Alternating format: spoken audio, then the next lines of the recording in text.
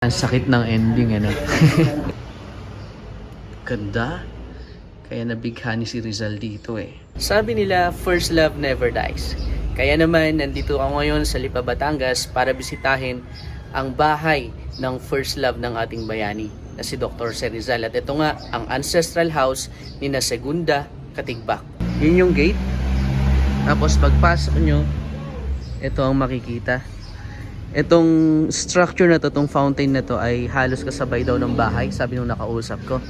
Ito yung kanilang dining pala, tapos kitchen.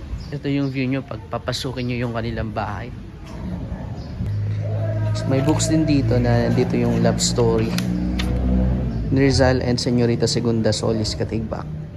Maswerte tayo kasi may mga college student dito, tapos i-interviewin yung apo ni Segunda Katigbak. Dito nga ay sinimulan ng ikwento ni Lola ang pag-iibigan ni na Jose Rizal at ni Segunda Katigbak. Ang sakit ng ending, ano?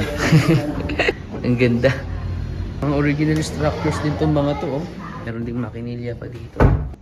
Ito naman yung ikalawang palapag ng bahay ni na Segunda Katigbak. Merong dalawang kwarto dito. Meron pang makina. Ang daming mga bintana.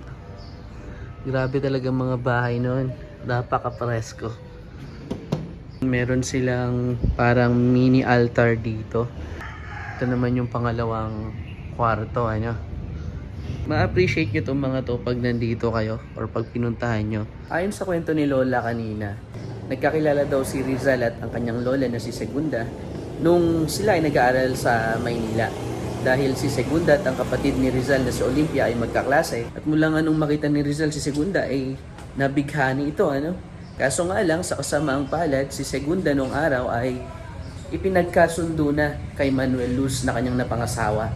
Isa ring magandang aral na natutunan ko dito ay napag-alaman ko nga na ang Lipa City ay coffee capital ng Pilipinas or ng buong mundo noon.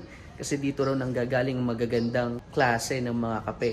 At dahil sa mga kapeng produkto ng mga taga-Lipa, kaya sila ay yumaman. Kaya maraming mga mayayamang tao dito sa Lipa nung araw.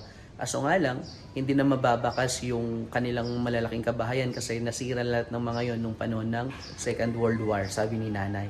At isa na lang itong bahay na to ang hindi nasira noon. Ay hanggang sa ngayon ay nakatayo pa. At dahil mayaman ng mga tao sa Lipa noon, ang kanilang ginagawa para hindi na may pamahagi sa iba yung yaman, ipinagkakasundo na nila yung kanilang mga anak sa kanilang mapapangasawa na nagmula rin sa mayamang angkan. Yun ang nangyari kay Segunda Katigbak at kay Manuel Luz. Ito naman na yung mga naging anak ni Segunda at ni Manuel Luz. At ang nakausap natin kanina na si nanay ay nanggaling dito sa angkan ni Paz Luz. Diyan daw siya galing.